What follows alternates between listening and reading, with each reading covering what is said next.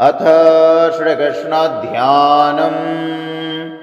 सत्पुण्डरीकनयनं मेघाभं वैद्युताम्बरं द्विभुजं ज्ञानमुद्राढ्यं वनमालिनमीश्वरं गोपगोपाङ्गनाभीतं सुरद्रुमतलाश्रितं दिव्यालङ्करणोपेतं रत्नपङ्कजमध्यगम् कालिन्दीजलकल्लोला सङ्गीमारुतसेवितं चिन्तयस्तेजसा कृष्णं मुक्तो भवति संसृतेः। श्रीकृष्णप्रणामः। कृष्णाय वासुदेवाय हरये परमात्मने प्रणतः क्लेशनाशाय गोविन्दाय नमो नमः।